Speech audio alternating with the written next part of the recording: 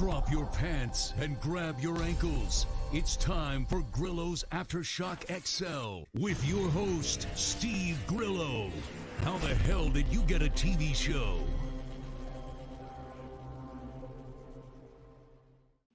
That's a question my mother asks me every other day.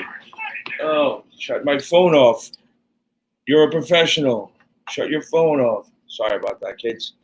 It's been a very fun couple of days over the weekend. Might have seen what happened.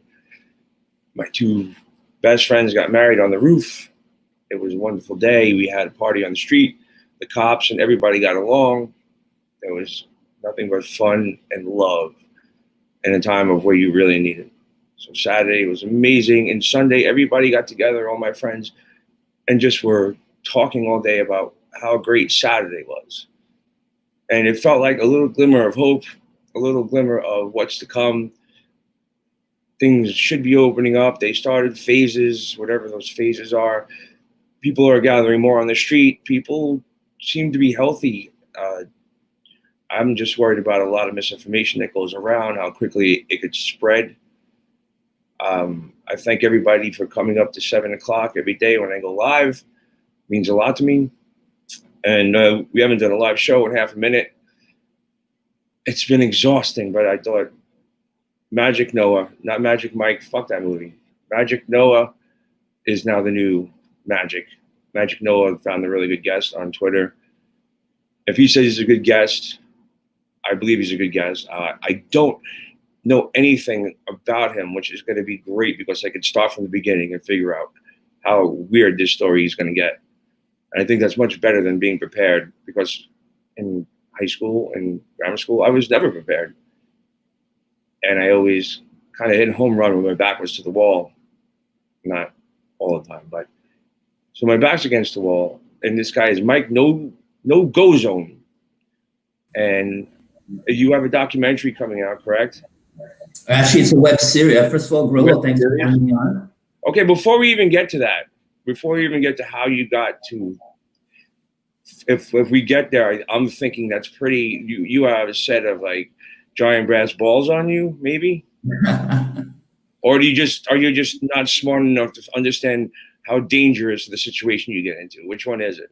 It's probably a little bit of both. I mean, it could be ignorance on my part, or just ignorance is bliss. Naivete, like a little, like, kind of like you really didn't think it was going to get that bad because maybe you didn't believe it, or you knew it and you said, "Fuck it, I'm going in anyway." Pretty much, it was that. Just fuck it. You know what? Just go balls deep. Okay, we're going balls deep. That's what is that? From not Family Guy. The Cleveland Show. There's a song. Okay. But anyway, so little teaser about what you do, and I kind of know what you do, but I don't. And let's start out with where you grew up and what happened in your childhood. Oh, I had a normal upbringing. I'm actually from Farmingdale. My Aunt Doreen and my Aunt Karen went to Farmingdale University. Okay. I love taking the trips up to the campus and seeing the cows and everything. So I know Farmingdale a little bit when I was a kid. And yes, it was a pretty much first generation American, and but I was a normal working class upbringing. Totally, you couldn't get more normal than where I grew up. And you're how old? I'm 48. So we're around the same age. I'm 47. Yeah. I got it. Came up the same kind of cool area, cool era that we can get away with a lot of shit and not have to worry about the internet. Right. And then was, I guess, nothing too crazy. Well, I did, being first generation American. From where? Well, my dad's from Italy. My mom's from Peru. So the first generation, they met in the United States and had you here, or did they meet somewhere else and then gave birth to you here? They met in Peru. And I was actually conceived there. They came here when my mom was pregnant. Yeah, go figure. Over there. I just made it. And okay, so they your mom got knocked up in Peru. Yeah. And then you moved here, and then you were probably the green card. No, we have a baby here. We're good. I guess you could say I was an anchor baby in a way. Yeah. Okay, there's nothing wrong with that, man. Hey, listen, you gotta do what you gotta do. Yeah. And but because of that, I even as a youngster, I had to go visit family in Peru. I had to go visit family in Italy. So this love of traveling was instilled in me from a very young age. Like your skin is so fair. You sure that wasn't the mailman? Like you should be like olive skin. You should have you should have grease dripping off your face right now. Yes. What can I tell you? But that love of traveling is like a little bit that sense of adventure and exploring. As a kid, that's really important. Education you could put on your kids is traveling the world. Right. Absolutely. And then as I got older, then you start making your own money, and even I think one of the first international trips I took with my friends was to Canada, and then I been to Italy several times. Can I make it one really quick point? Sure. So you were educated as a kid to travel, which I think is a very important point to make when you're going to start telling us what's going to happen in the end of your story. So you are a well-educated kid that knows how to travel. Pretty much. I think that's an important point for later. Right. And then even in college and St. John's, shout out to St. John's, by the way. And you almost went to St. John's? Yeah. I was this close on a wrestling scholarship, and when I went into the parking lot and I saw all those Mustang 5.0s, I went, no. I want to get away from these people. So my best friend Beth Mundy went to St. John's at the same time. But as I was saying, yeah, so every chance I had, I'd always try to travel somewhere, different countries, different places, whether it was here in the States or abroad. And, again, life goes on. You finish school, you get a job. And what was that job? I had a job. It was in IT. This is back in the 90s. So the technology back then was nothing like now. You're doing like data processing, record keeping electronically and all that. And then eventually I had a job transfer to Miami of all places. So you can imagine at the time, I'm like, well, I'm single, why not? Why not go to a new city? So I came to Miami. And in Miami, I actually got married and divorced, So, I had a very full life. Yeah. But, and then one of my favorite shows to watch, though, during that time was Bourdain. Okay. And I kind of consider him the godfather of unconventional travel. Yeah, I have to go watch I have to go watch his stuff, and I'm going to tell you why, because I tend to be odd about what I watch on TV sometimes, and I call them like the no show, I call them my refusal shows. Like, right. I refuse to watch this, I refuse to watch that. And for some reason, amongst them was Friends. I've never watched an episode of Friends. Really? No. And amongst others was Anthony Bourdain, because he just came across to me as such an arrogant asshole. And I'm not saying he wasn't, because you know what? It's my fault for not doing any research and watching what he did. But and it's almost the same as what happened with me with Andy Kaufman. Yeah. I really thought as a kid he was Latka. And then when he did Vic Ferrari, it freaked me out. And then I didn't realize that really wasn't him. And then he did the wrestling, and I didn't understand all of it until I watched Man on the Moon. And then I felt so stupid because he was such a genius. So right. My probably mistake was mistaking that Anthony Bourdain is definitely a genius, because people talk a lot of great things about him. What he did was that there's a million travel shows all over TV, but he'd go to these unconventional places that no one else would go to. Like, he'd go into the slums of Rio de Janeiro, where everyone's on the, you watch a show about Brazil, it's always about Copacabana Beach and all that, but he'd go into the slums. He'd go to where tourists wouldn't dare venture to. Yeah. And you got to respect that.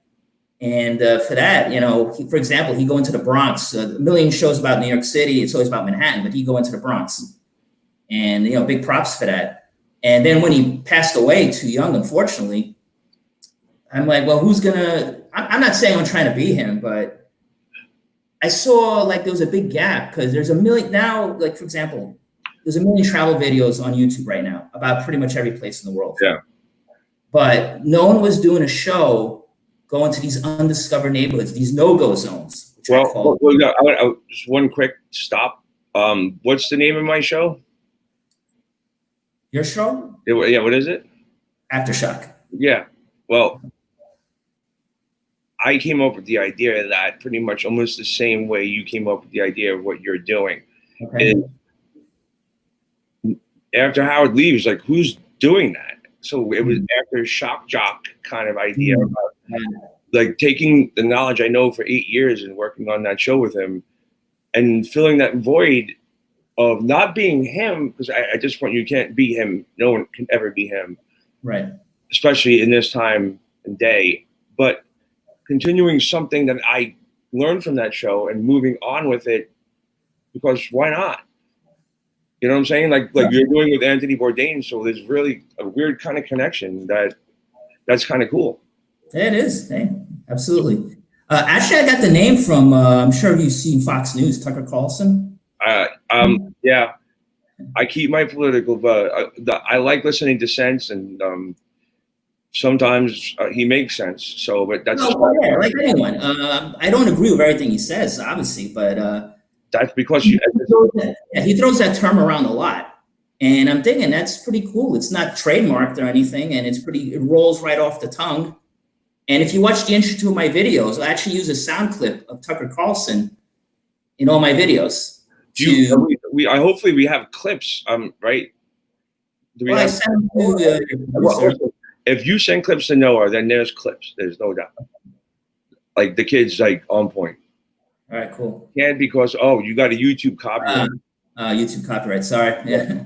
And so how do we break that? No, I know. I get it, but. So we have websites where people can go and find it, so that's fine. If you go to my website, Mike NoGoZones. Now, NoGoZone is what? Let's get to the nitty gritty. We built it up a little bit. Now let's. I'll put links on it. We're gonna link it up when we do it, and make sure people can understand. So, cut to everything. NoGoZone. Why and what is it? A no-go zone is a place that the media deems stay away from. Don't go here. It's dangerous. And it's sometimes used in a racist manner, or if a community is like really heavily full of immigrants, a lot of people, mainstream media will paint a place to be like, oh no, it's dangerous. It's stay out of it. It's full of crime. You're gonna get harassed. So that's what's deemed a no-go zone area by mainstream media. And okay. Yeah, that's pretty much that. So you go and do what? I explore. I'll spend the night there. Like, for example, in the South Bronx, when I did the New York episode, I'll get an Airbnb in the heart of the South Bronx. Airbnb in the heart of the South Bronx. Yeah. Hey, I'm here. I'm talking to you, right? Yo, that's like coming to America shit. Yeah. And I'll go there. I'll eat all my meals there. I'll go out for get breakfast. And so you're that just what with your half white boy walking, but you look more of a full white boy. I identify as that, you know. Yeah, but, I know, but you can pull that card and they'd be like, all right, I say you're good. You know, but I can't. But you know the irony, I speak Spanish fluently. Well, that'll get you out of a lot of trouble. And because my name is American, you know, a lot of people, sometimes I'll play dumb and just try to hear what they're saying about me without me, pulling them in. All right. So the hairiest situation you ever got in. I wish we could play clips. That sucks. Do you have like non-copyrighted clips? No. Like I want to see what so you do get yourself into situations, or do you wait for situations to happen to you? Well, I've only had one every episode I ever put out, I only had one situation that was, I guess you can call it dangerous. And it was totally my fault. It had nothing to do with the people of the neighborhood. I'm going to refer to if you ever have a chance, watch the episode in Baltimore. Okay. And as you can tell, Baltimore's got a rough reputation. Yeah, no, Baltimore is like, that's where Robin Quivers is from. Definitely a rough neighborhood. I've driven through it. So, and then I grew up in an Italian neighborhood, but there was the Baby Projects in Starrett City. And I hung out there a lot. I understand what it's like to walk through a neighborhood that people looking at you. Luckily, I had friends that were like, no, he's cool. And I never got bothered, but I seen people get bothered on both ends, and it was just horrible. So you've gone just to what? Just cities that are in turmoil in the United States? Have you done it in other cities, or have you done it all over the world? Yeah, well, I did an episode in Miami, and the episode I did here is an area called Opelika. I don't know if you ever heard of it. It's way off the tourist trail. I'm talking like, you think of Miami, what do you think of the beach, Brickell Avenue, Coral Gables? And I went to Opelika because it was so out there, and very few like the average tourist will not go there. And it has a reputation of being kind of a rough area. But I found it to be the opposite. I found that the people there were cool, pretty welcoming. Okay.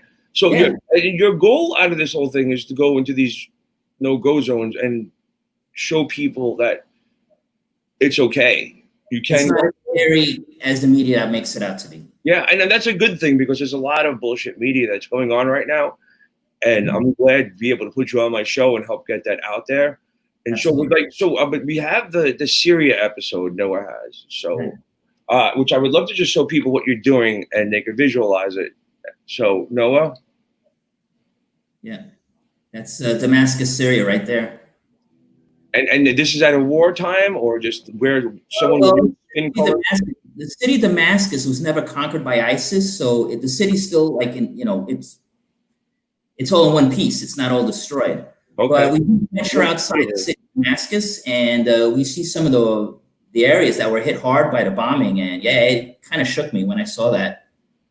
But you were able to, as an American citizen, in a time where it was like a little bit of an unrest, still make your way over to a country that is like probably going to mess you up or do something to you? Well, you know what? The war in Syria is pretty much over now. It's only the rebels are pretty much concentrated in one country. As you can see, there's a church there.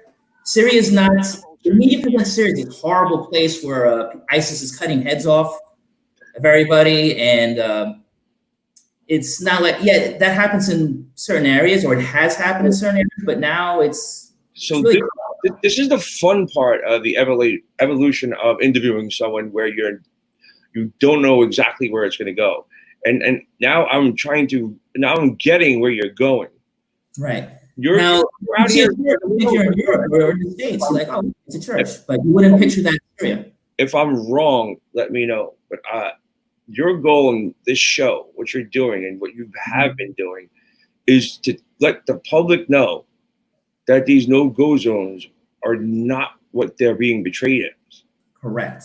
And this is a wonderful positive thing that people should be watching so they can understand what's actually happening out in the world. Yeah. Before they tell you all this shit. Like, you were there, you came back, you're fine, and you got awesome footage. They're all. Was it fine? I mean, I had a great time in Syria. It was, the people there were really friendly, by the way. And when was this? Early January. Wow, right before the whole Rona. Yeah, right before the whole country shut down. As you can see, the architecture, it's fantastic. I'm blown away. That's ridiculous. Yeah. Thank God they didn't blow that shit up. I know, it's crazy. Artwork that is. How do you make that? Especially, how do you make that 300 years ago when they didn't have an electric drill? The amount of work they had to do. Carrying brick by brick by brick by brick. Look at all those bricks. Brick. Yeah. It is amazing. The people are really cool, really friendly. But do some people go American infidel? Blah blah blah blah blah. No, not at all. Yeah, I love that. I love that. That's such a positivity thing that people need to know right now. And I'm so glad you're on my show and I'm able to let everybody know what you're doing, because this is I thought it was going to be you cutting a fence and running into somewhere that was That's what I had in my head all day. You did some crazy ass shit, but now I see that you're not doing something crazy. You're doing something absolutely wonderful. Yeah, it was pretty cool.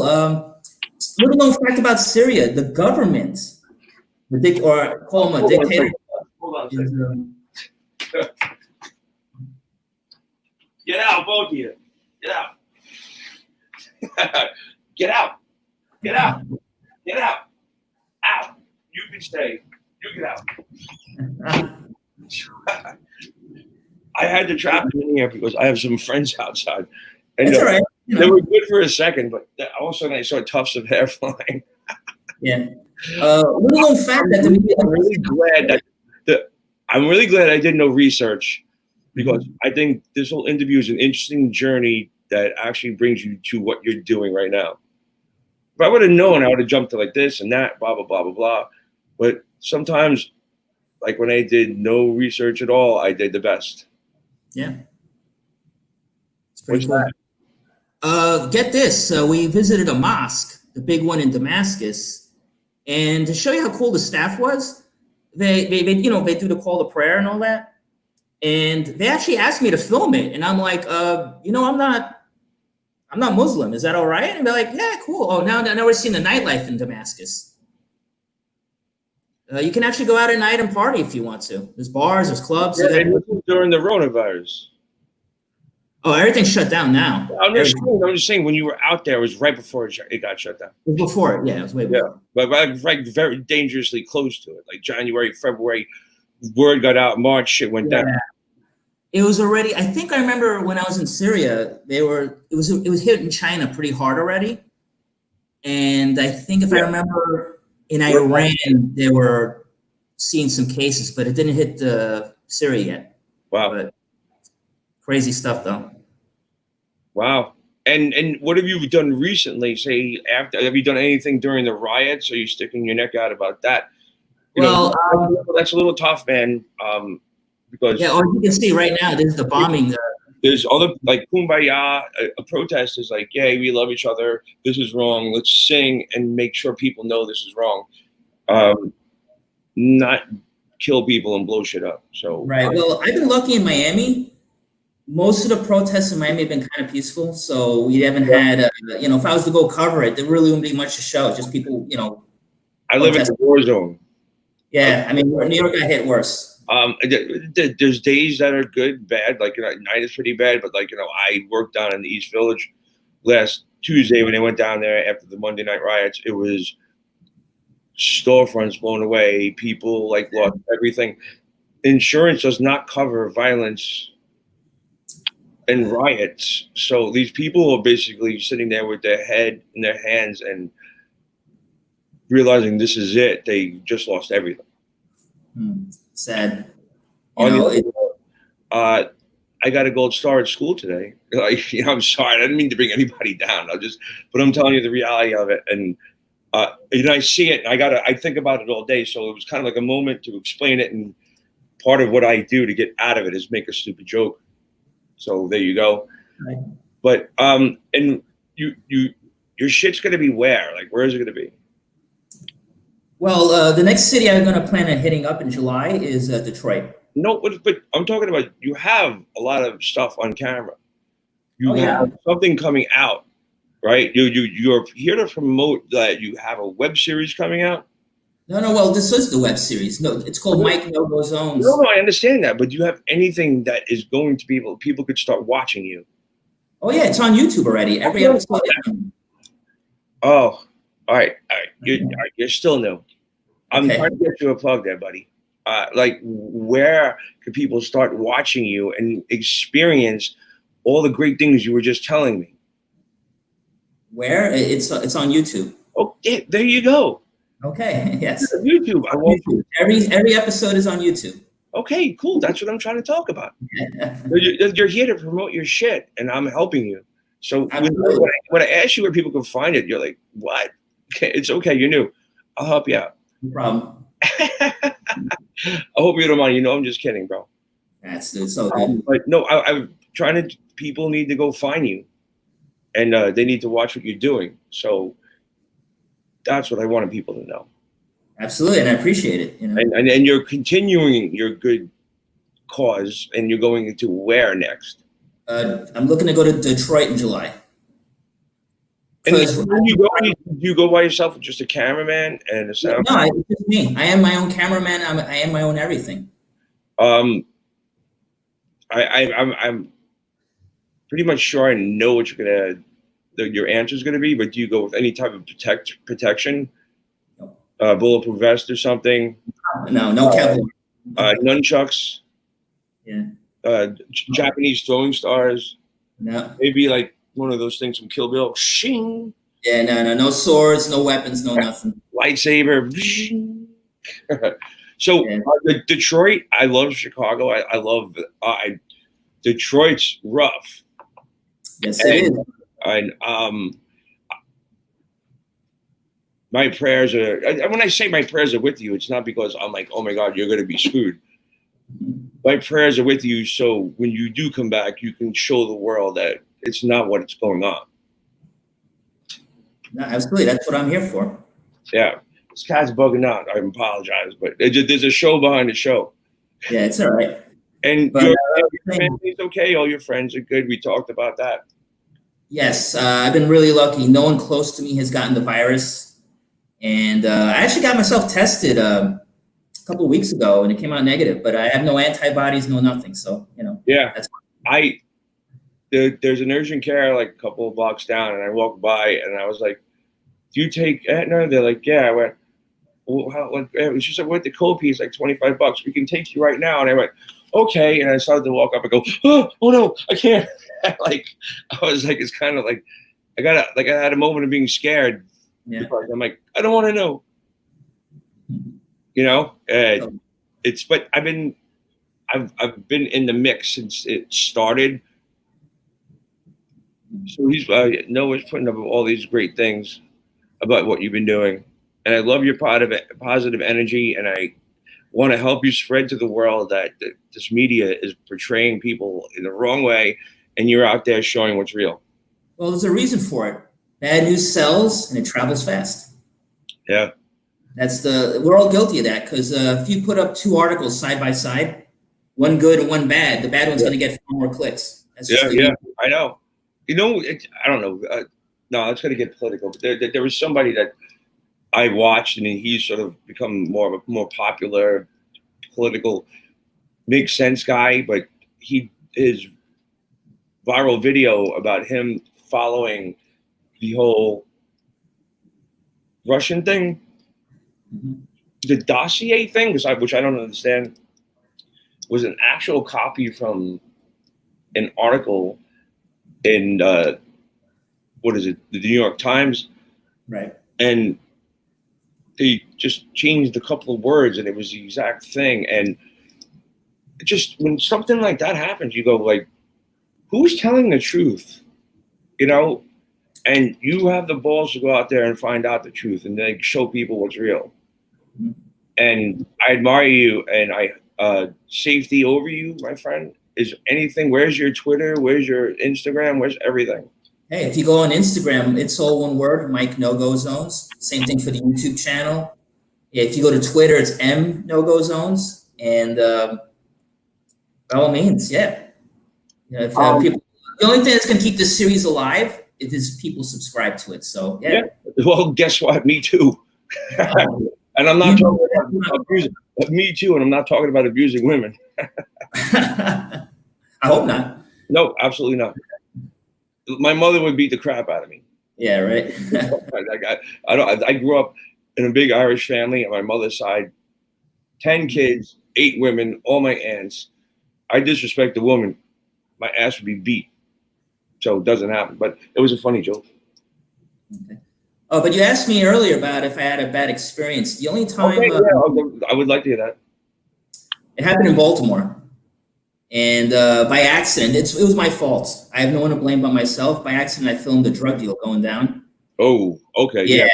That was not a good move on me. Yeah, I'd have a problem with you too.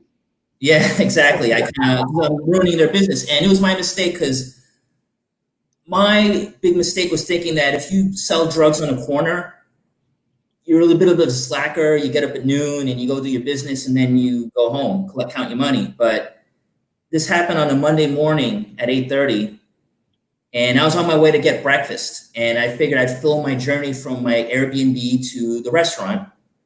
So I'm documenting my trip, and I see a deal going down, and I should have just turned around or changed direction or walked away. Yeah. But I just kept walking like an idiot with my camera rolling, and the guys doing the transaction all turn around and they're like, "What the who the hell are you? And I just wave and say, hi, good morning. Hi, I'm the white boy.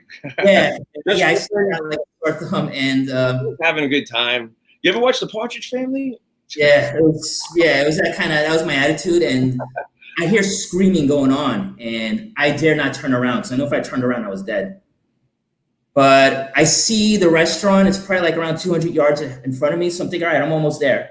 And this SUV pulls up, and I guess their boss came out, and it was right out of Central Casting. Long leather trench coat, dressed like the guy's watch must have cost 20,000. Who knows how much it went for. Yeah. Yeah. And then he tells me to turn the camera off, and he asked me, "Who are you?" And I told him, I go, "Sir." Yeah. He actually takes out his phone, and he looks me up right there. And when he saw the YouTube channel, he's like, "Oh, okay, that's you." And I go, "Yeah, it's me." And he goes, "Well, all right." He goes, "I'm gonna give you a pass this time, but he said if you ever roll through here with a camera again, you got to check with me first." Now, of course, I'm shaking like a leaf and practically on the verge of tears. And he was like, "All right, you go on your way." Get in your trunk, bro. But what scared me the most was when I turned around and kept walking. I could hear him yell to his crew, "Hey, he's all right. He's cool. Let him pass." So I think they were just waiting for him to give the order to. Yeah, no. I've been in situations like that. I understand. Let white boy go. I've been there. Talk about it. That's another story. But just told me what about the illegal activity he filmed recently? What that was the Baltimore story. Yeah. Oh, that was the Baltimore story. Yeah, that was the Baltimore story. Wow. Okay. All right. Well. I thought there was something else. So no, that was it. Everybody's got their hustle on. You just happen to be in the wrong place filming the wrong. Well, for me, not recognizing that if you're doing that, it's a 24/7 job. You wonder why? Because obviously you've never been a drug dealer or have done drugs. So that's a good thing. That means you're a good boy. You're gonna tap you on the head, like tap, tap, tap. So that's something you probably need. You know what? I should be like remote with an earpiece and going, "Don't film them. She's getting a blowjob." Yeah, I know, right? You know what I'm saying? Don't film them. That's the chief of police. So you don't get in trouble. I'll be like remote in New York. Yeah, no. Or you know what? Lesson learned, and I won't do that again. And next time I roll through the hood like that, I should have someone from the neighborhood with me someone to vouch for me. Yeah. Maybe you need your producer or something, dude. If you're gonna roll down that street, I'm good, but I got people that are better. And you want to pass into some places, I just might be able to help. Sure. Well, maybe we can collaborate in the future, I would love that. And I would love to be a part of your positivity and what you're spreading and trying to keep people that are watching things, giving them a real perspective other than the bullshit that they're getting on any news media.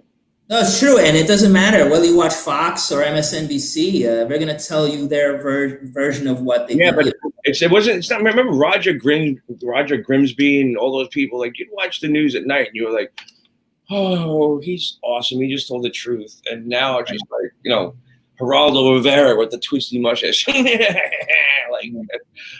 Dick Dastardly. But they're all got their own agendas, and it used to be the agenda of what people needed to know. Now it's the agenda of politics and money and a bunch of other shit that I'm not smart enough to understand. Right. Well, you said it right. Money. You do what sells. Roger Ailes, when he founded Fox News, he's like, this is what's going to sell. And you know what? He was right. It does sell. Yeah, it does. I walk. Fox News is not too far from where I'm at right now. I walk past it all the time. And, not to pick on them. MSNBC is even worse. I mean, they totally sell you the opposite point of view. Yeah. And why do they do it? Because they know someone's gonna eat it up. And it's just nature of the beast. That's all. What's next for Mikey GoZone? Are you gonna go towards like one of those really horrible, violent the riots? I'm not gonna call them protests. Well, or are you gonna where are you gonna stick your neck out next? Well, like I said earlier, Detroit is definitely next on my list. The thing is, right now everything's still under lockdown in Detroit, and I actually contacted some businesses. They all told me, you know what? Come in early July. That way, more businesses are open and better contents. This is why you need me. I got peeps in Chicago. I already did Chicago. No, I know Detroit, Yeah. Detroit, Michigan, and Chicago. I know people out that way. So St. Louis is another city that I like to go see. I have family in St. Louis. Things like that. And I like my pan is strong. No, I'm just. But if you ever go into someplace questionable, call me and ask me, and if I know anybody, I'll do whatever I can to help. Sure, and any kind of assistance. Like I said, if I had someone from the neighborhood to vouch for me, that whole experience in Baltimore probably could have been avoided. No, but it wouldn't have happened from the beginning. I would have told you to turn the camera off. At least like, hey, turn that camera off. And, yeah, you would have had that camera smacked out your face before you even knew it. Yeah, it's like, you know what? Don't. I don't mean to be rude, but Pat. So, or at least you would advise me turn around. Don't walk down the street. You know. You definitely need a little help, and I admire your courage and why you want to do this. And I think it's amazing, and it's needed right now, big time. So I'm glad you came on, and I was able to help maybe push this, and hopefully other people will push it and do more and more and more to get your word out there.